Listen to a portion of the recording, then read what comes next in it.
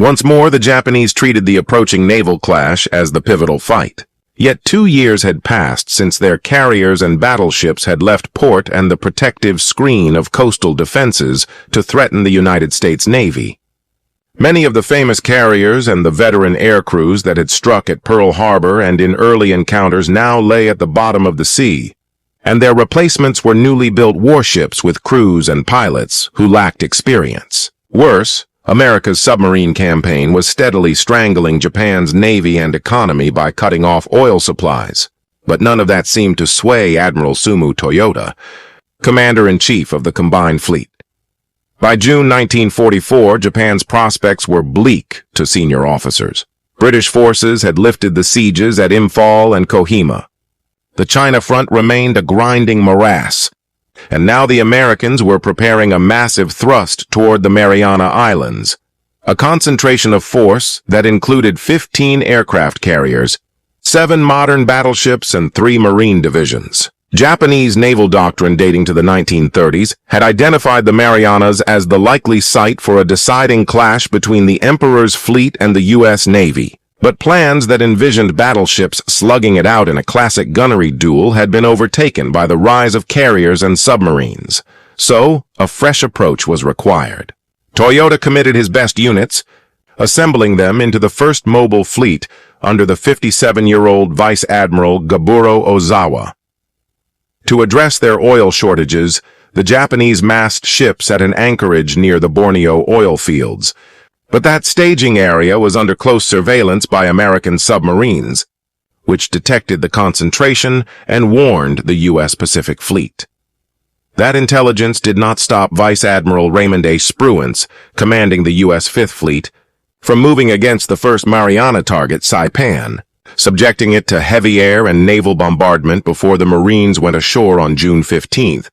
The Japanese, however, were not idle. On June 11th, Ozawa put to sea. His force was a striking array, the 2 mightiest battleships in existence, Yamato and Musashi, with their 18-inch guns. Fleet carriers Shokaku and Zuikaku that had struck at Pearl Harbor.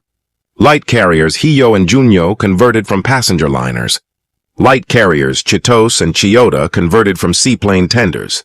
And the new carrier Taiho, which incorporated lessons from past carrier losses by improving damage control and adding an armored flight deck and anti-torpedo protection. On June 15th, the submarine USS Flying Fish sighted the Japanese movement and reported it, and Spruance prepared for fleet action. Unlike at Midway, Spruance would enjoy overwhelming superiority. 15 U.S. carriers against Ozawa's 9, 7 U.S. battleships against 5 Japanese, 21 cruisers to Ozawa's 13 and 69 destroyers versus his 28. Most crucially, American carriers carried 891 aircraft aboard. Compared with Ozawa's 430, Ozawa did retain a trump card, roughly 400 land-based planes stationed on islands, such as Iwo and Saipan, that might influence the battle. But his forces were hampered by shortages of fuel, equipment, and trained personnel. Still, this was the most powerful surface fleet Japan had ever sent to sea, a force about half again as large as the one that had attacked Pearl Harbor, led by Taiho, a well-built ship in which many placed their hopes. Pilots believed their aircraft would smash the American fleet. Admiral Matome Ugaki, who led the battleship force, recorded in his diary that failure seemed impossible given such strength. American naval aviators considered themselves an elite, among them future President George H.W. Bush, then serving on the light carrier USS San Jacinto, and they had been intensively trained for up to 2 years by veteran combat pilots in the United States, drilled in the demanding art of carrier takeoffs and landings aboard converted training carriers. Few had actual combat experience. Only the airmen of USS Enterprise had fought in 3 actions, but the Americans enjoyed decisive qualitative advantages. The veteran Mitsubishi A6M-0, once feared, was outclassed by the U.S. F-6F Hellcat. The American TBM Avenger torpedo bomber could match the new Japanese Nakajima B-6N, and the rugged, proven SBD Dauntless dive bomber outperformed the Japanese Yokosuka D-4Y. As the Japanese fleet steamed east, American submarines quickly found them. Torpedoes disabled 2 supply ships and sank a destroyer. The Japanese attempted to scout ahead with their own subs, but U.S. destroyers picked up their radio transmissions and sank many of them. One destroyer escort. England alone sank 6 Japanese submarines in 13 days. As Ozawa pushed eastward, Spruance's forces shadowed him. While Marines were fighting ashore on Saipan, Japanese and American reconnaissance aircraft searched the seas south of Iwo for each other. Spruance, walking his flagship's deck, suspected Ozawa was probing, trying to lure the Americans west of Saipan so the Japanese could maneuver around the carriers and strike the transports offshore. Remembering earlier mistakes, at Guadalcanal in 1942, rushed departures of transports had nearly doomed Marines by leaving supplies behind. Spruance resolved to adopt the defensive posture of waiting for the Japanese to attack, trusting his technological edges, radar, fighter direction, superior guns and aircraft, and numerical advantage. He told Vice Admiral Mark Mitcher, commander of the carrier forces, and Vice Admiral Willis Lee, commander of the battle line, that while each would control his own group, Spruance would hold them on a short leash. Meanwhile, he wanted both forces to keep supporting the Saipan assault and to bomb Japanese airfields on Guam, and he planned for the fleet to remain near Saipan and let the Japanese come to them. His air commanders were ordered to first neutralize enemy carriers, then attack battleships and cruisers. The battleship force was to destroy the enemy fleet either by direct action if the Japanese chose to fight or by sinking or disabling ships during a retreat, and any withdrawal was to be pursued relentlessly to ensure the enemy's annihilation. Mitcher, a carrier man, objected. He and many officers favored striking first and regarded Spruance as a battleship admiral out of his element. They urged Mitcher to challenge the order. Lee accepted Spruance's plan and carried it out, though he worried, from his Guadalcanal experience, about night fighting. Many of his battleships and cruisers had relatively inexperienced crews and lacked training in night fleet tactics, and he signaled Mitcher that the fleet should avoid night action except to chase damaged or fleeing ships. On the evening of June 18th, American codebreakers intercepted a fresh message from Ozawa to his Mariana air bases, and direction finding located the first mobile fleet about 355 miles west-southwest of Spruance's ships. Mitcher proposed to Spruance that Task Force 58 move west at Aero 130 and take up a position to strike Ozawa at dawn. Spruance deliberated with his staff, complicated by a report from the submarine Stingray that the Japanese might be farther south and east, possibly a flanking force. He replied that Mitcher's proposed move did not seem advisable and warned that an end run by other carrier groups remained a possibility and should not be discounted. On Mitcher's flagship, the carrier Lexington, his staff erupted, some urging him to bypass Spruance and have him removed. A Yorktown officer later wrote that the Navy brass had gone yellow, and accusations of cowardice flew across the task force. Spruance, however, calmly issued his orders and then went to bed. In Task Force 58's hangar decks, aircrew prepared bombs and torpedoes and readied fighters for the morning. At 0300 on June 19th, general quarters sounded across the American ships. Whistles, bells, and public announcements ordered sailors to battle stations. Hatches were dogged, battle shutters secured over portholes, and life vests were donned. At first light, sailors pulled on tin hats, and the fleet moved into a calm, clear morning about 158 miles west-southwest of Saipan.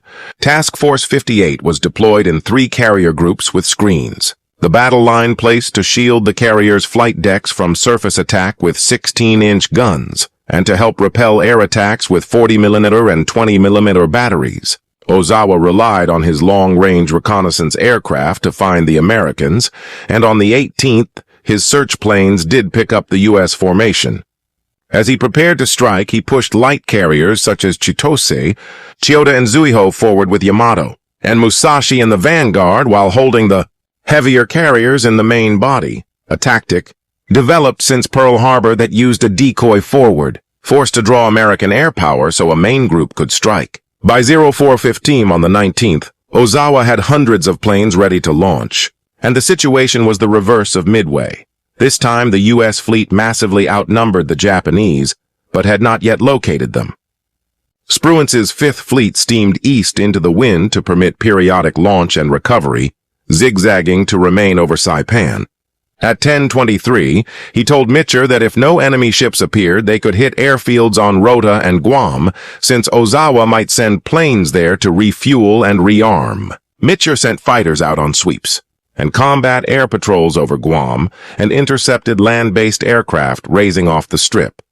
U.S. fighters reported knocking down roughly 30 enemy fighters and 5 bombers. Early on the 19th, Ozawa lifted about 30 search planes, one of which sighted Mitcher's carriers at 7:15, though several search planes were shot down by Cap. At 08:30, the Vanguard launched the first strike. 45 Zeros employed as level bombers, 8 B-6N Jill torpedo planes, and 16 escort Zeros, 69 aircraft in all. At 1005, Alabama's radar picked the inbound formation about 125 miles to the west at roughly 24,000 feet, and every ship sounded general quarters. Among those sprinting to stations on Alabama was 40mm gun Captain Bob Feller, the former Major League pitcher who had chosen combat duty. Mitcher shoved up his reserve fighters and radioed the old circus cry, "Hey, Rube," to call help, and fighter directors vectored Hellcats into the interception.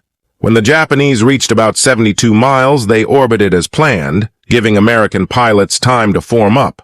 Fighting 15 from Essex, led by Commander Charles W. Brewer, was among the first to make visual contact, and Hellcats from Essex, Hornet, Princeton, Cabot, and Monterey, Monterey's assistant navigator was future President Gerald R. Ford, swarmed the incoming raid and tore into the enemy with brutal efficiency.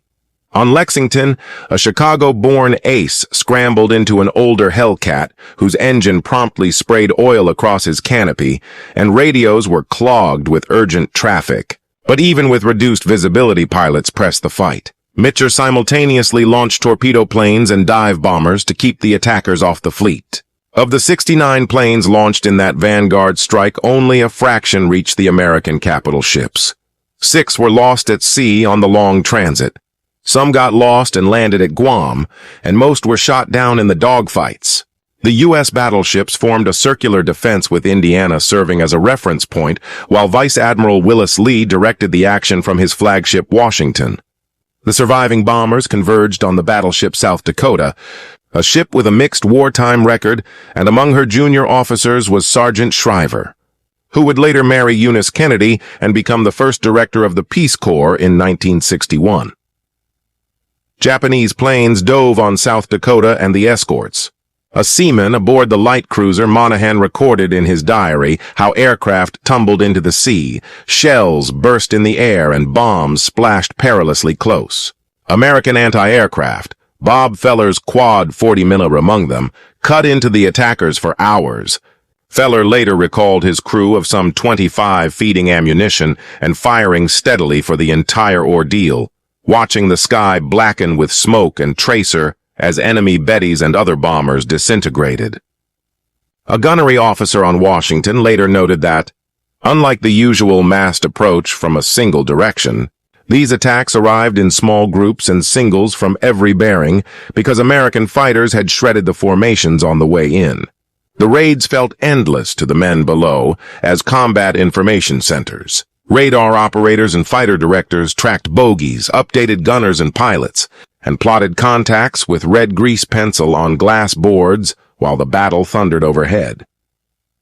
Radar operators marked contacts with red and white pencils so they could tell friend from foe, and each time a new bearing came over, the speaker's plotters updated their tracks. As the Japanese closed, there were progressively fewer blips on the scopes and more upbeat radio calls from American fighter pilots overhead. Not everything went well.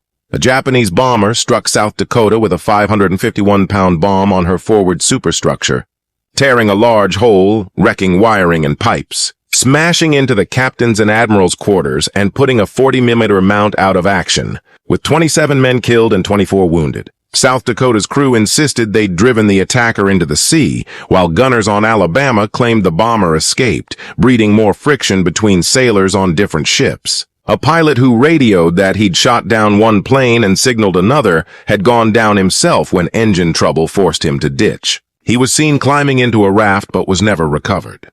Despite those losses, the handful of Japanese aircraft that penetrated the screens caused little overall damage. One bomb splashed a few feet off Minneapolis's starboard side, rupturing fuel and water lines and sparking a fire. But none of the attackers reached the carriers. By 10:57 a.m., the radar picture was clear, and the surviving elements of Raid 1 turned for home.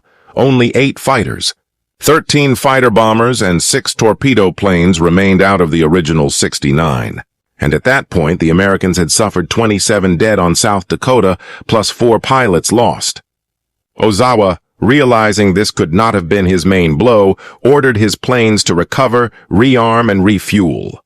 Plane handlers patched holes in fighters while pilots drank coffee and were debriefed, and the torpedo and dive squadrons circled to the east, nursing fuel and waiting orders. Mitcher then sent Enterprise's torpedo planes out to find the Japanese fleet so the rest of the air groups could follow once contact was made. Minutes after Raid 1 cleared, Raid 2 began, launched soon after 800. It was composed of roughly 35 dive bombers, 27 torpedo planes and 48 fighters. But the formation ran into trouble as it flew over the vanguard of a Japanese admiral. Nervous anti-aircraft crews opened up and shot down 2 aircraft and badly damaged 8 more, forcing many to turn back. The attackers arrived in a ragged, scattered state that reflected the falling standard of Japanese pilot training.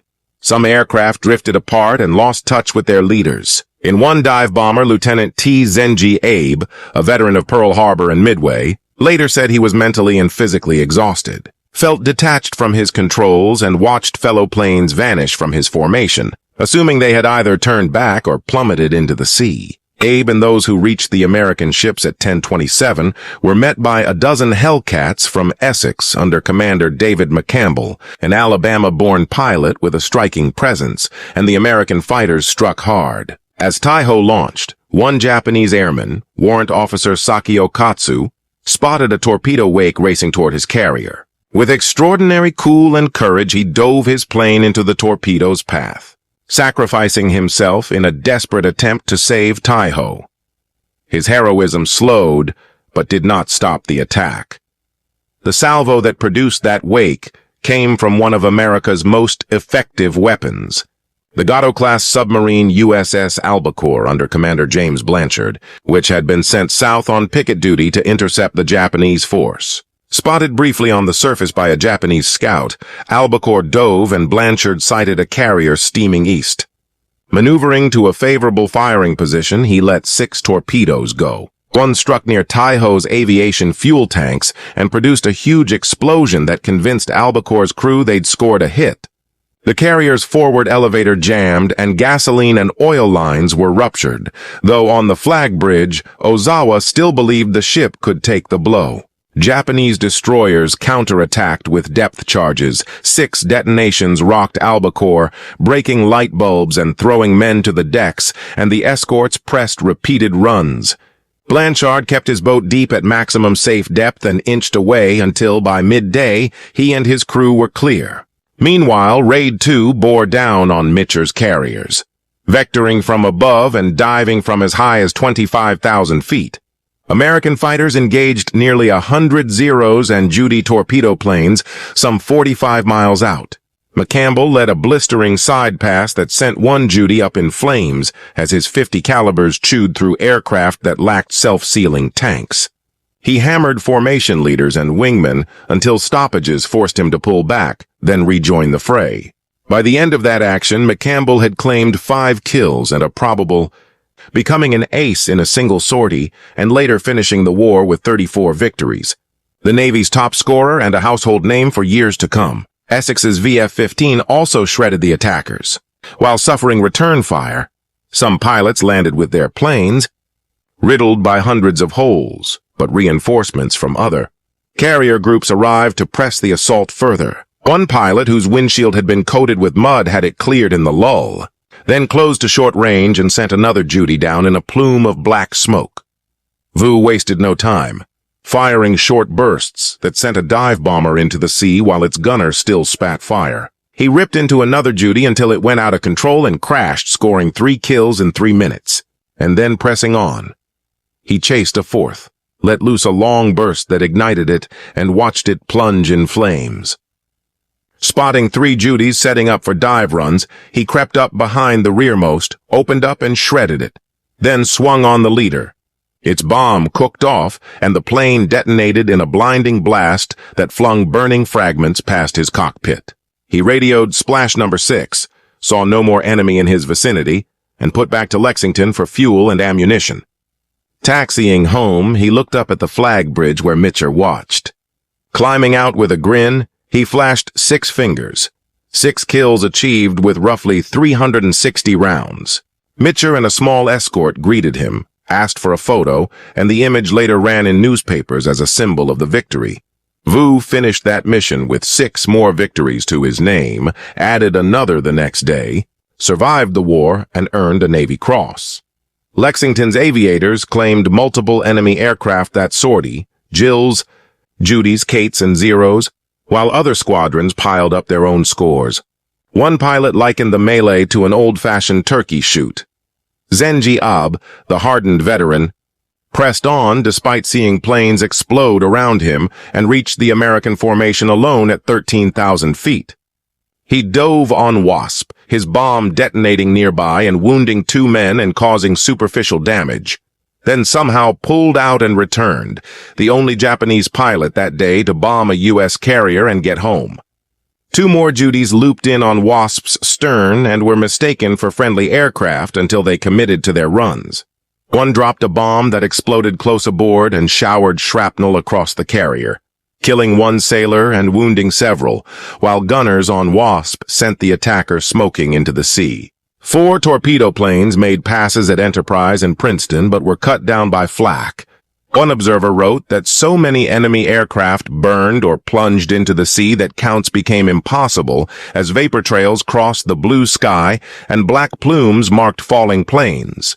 Yorktown's VF-1, led by Commander Smokescreen, dove out of 24,000 feet and tore into the attackers, while Lieutenant Ra Cheyenne Jr. led his division down into a sprawling dogfight and bounced a 0 into the sea, and Lieutenant J.J. Geo Staley shot another Judy that cartwheeled and crashed. Some Japanese bombers managed to reach the picket destroyer Stockham and hammered it with repeated passes for 20 minutes, yet miraculously scored no hits as American fighters and anti-aircraft knocked most attackers down.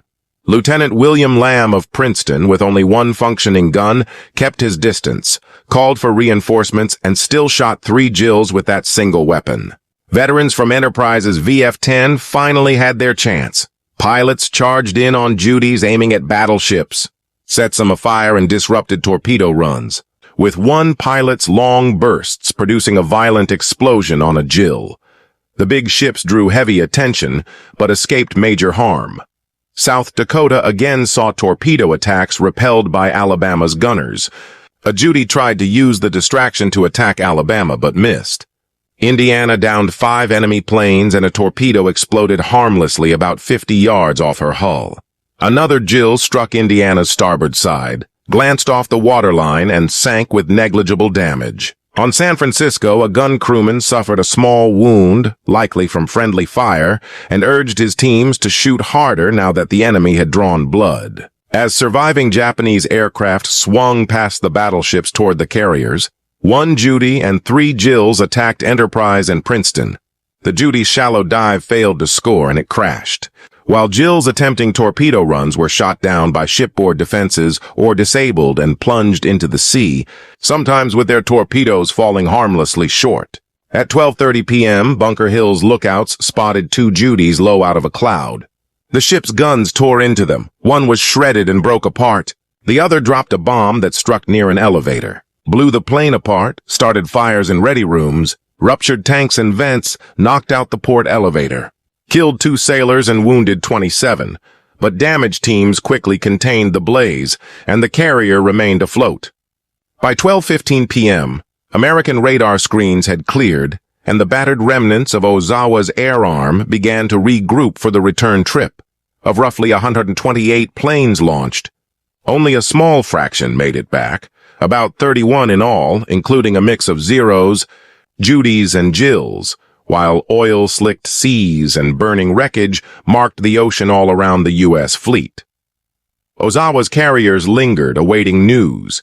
Aboard Taiho, damage control parties labored to repair ruptured fuel and oil lines and to pump out contaminated tanks as gasoline sloshed across hangar decks. In a costly mistake, one of Taiho's undertrained damage control officers opened ventilation and turned on blowers in an attempt to clear vapors, a decision later ridiculed by observers. As that struggle continued, another American submarine appeared inside Ozawa's formation to add to the havoc, the brand-new Cavalla. Commanded by veteran submariner Herman K., on her first wartime patrol between Guam and the battle area, ordered to steam toward the gunfire on June 14th. Cavalla weathered a storm and a failed convoy attack. Then on the 18th, Costler made contact with Ozawa's force at about 20:30, but was detected and spent the night dodging enemy units. By 10:39 the next morning she reached her assigned station, and Costler peered through the periscope to see aircraft circling, then masts and propellers, the unmistakable shape of a carrier. He identified Shokaku steaming at roughly 25 knots with her forward flight deck crowded with planes. Set up a bow-starboard firing angle with his executive and torpedo officers, fired a spread of torpedoes and dove, and before the escorts could respond, the crew heard 3 thunderous explosions as torpedoes struck. Cavalla then endured a furious depth charge counterattack. 4 charges detonated near her as she descended to about 150 feet, and for 3 hours the new submarine took a battering, suffering leaks and flooding in the engine room until the Japanese escorts finally broke off and she slipped away. Above, Shokaku foundered, hit by 4 torpedoes around 12:20 p.m. She slowed and dropped out of formation while fires. Ruptured fuel and oil tanks and seawater pouring through her open forward elevator overwhelmed damage control. About 3:00 p.m., a magazine detonated and burning crude ripped the ship apart, sending her beneath the waves with roughly 1,263 of her N-2000 officers and men and 9 aircraft aboard. Cavalla's crew felt the shock of the blasts, and Costler radioed Vice Admiral Charles Lockwood in Hawaii. "I believe that baby sank," to which Lockwood replied, "Beautiful work, Cavalla. 1 carrier down, 8 more to go." Cavalla earned a Presidential Unit Citation, survived the war, and was preserved as a museum ship in Texas in 1971. But Lockwood's tally was sobering. By June 19, 1944, despite catastrophic losses, 1 carrier sunk, another badly damaged, and hundreds of planes destroyed, Ozawa's force still remained a fighting threat. And although Spruance had absorbed 2 blows and could take more, he had not yet unleashed his full offensive might against Ozawa.